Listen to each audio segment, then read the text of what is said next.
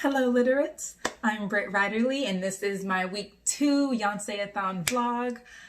Y'all, if I seem a little bit scatterbrained in just a little bit in mourning, it's because I just finished The Broken Kingdoms by N.K. Jemisin. Listen to me. Listen to Britt.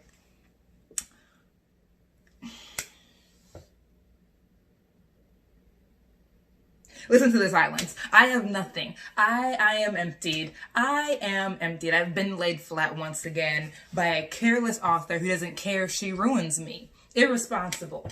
I have to drive to Boston in like an hour. There's no watch here. It's 10 o'clock. I have to drive to Boston in an hour and my mind is elsewhere. It's been obliterated. It's been obliterated by the ending of The Broken Kingdom. Let's just get into it. So, if you can tolerate, that's the book we're going to be focusing on for the next 4.5 minutes. Listen.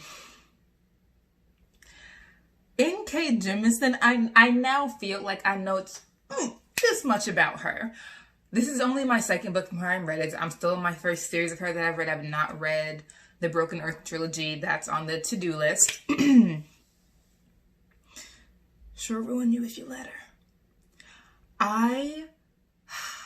Let me start at the beginning if I can find the beginning in my wasteland of a brain.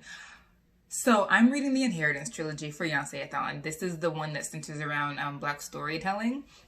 And I chose it because the myth of the three gods is at the center of the trilogy. And sort of like what happened between Enifa, the goddess of life, Tempest, the god of light and order, and then Nahado, the god of night and chaos. Mixed feelings about Nahado right now. Real mixed feelings. But anyway. So in book 2, I can't get into book 1 right now. We only have 5 minutes. We don't have 5 hours. So in book 2, it's centered on a Tempest who's been made mortal at the end of book 1 because he enslaved his children and his brother after he killed his sister, Enifa. So I can never find where my camera is. I don't know if it's just me looking at the screen or if it's like actually over here. I can never tell. So if I'm looking all around, that's the reason. But I'm looking into your soul, don't worry. So he gets made immortal at the end of book 1 because of what he did to Enifa and to Nahado and their children. And at the time I was like, ooh, a Tempest could get it. Not like get it like he could get that 1-2, like he could really get the broadside of my elbow, because he was just ridiculous. But now, now that I know him as Shiny, which is what the protagonist calls him, wow, her name just flew from my mind and I literally just finished this book 3 minutes and 12 seconds ago. But that's how wasted I am, truly. So a lot happens. Essentially, like she's a half... Ooh, never mind. Spoilers. Let's just talk about how I'm feeling. I'm feeling like N.K. Jemisin is a master storyteller. And she has this habit of giving you the ending that you want. And the other reason that I think this is really great, sidebar, the other reason I think this is really great for the storytelling prompt is because she is a really, really great storyteller and she has her protagonist be the storytellers where each protagonist is telling the story to somebody. And that in itself is just really, really great. I love when protagonists break the fourth wall as the narrator. So there's that.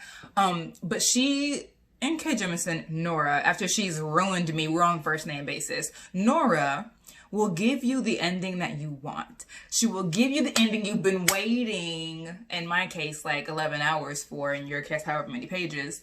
She'll give it to you. And then she'll be like, but I can't, like she'll literally say, but I can't leave it there. But you could.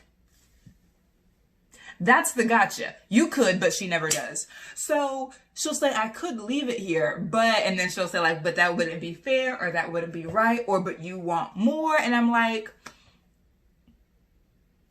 You can't abuse me and then tell me that it's my fault. Like, signs of abuse right there. But she'll be like, oh, but you would want more, so I can't leave it there. And then she'll obliterate the ending that you wanted. She'll give it to you 90 minutes early and then say, but it didn't end there. And then shatter it. Then just don't give me what I want at all. Like, don't let me taste it and then take it away. Anyway, so she does. She'll give you the ending that you want, and then she'll take it away. I wish I could tell you what she's just done to me, but in case any of you want to read it, because of my excitement is like putting you onto this, it should. And I'm not going to tell you what she did. But the book is about what happens when a tempest is made mortal, and he wanders, and he meets this blind artist. That's what it's about. That's pretty much all I can say without spoilers / I'm too raw to say anything else. But the book I'm going to be focusing on for my next week is, I think I'm going to try to knock out the Nikki Drayden book that I'm reading. I can't think of that either because literally Nora has ruined my life. Will I ever know peace? We don't know. The way it's going, the way Nikki is going with Escaping Exodus, that's the name of the book. The way Nikki's going with Escaping Exodus, I don't know if I'll ever know peace. But you know, stay tuned next week and we'll see.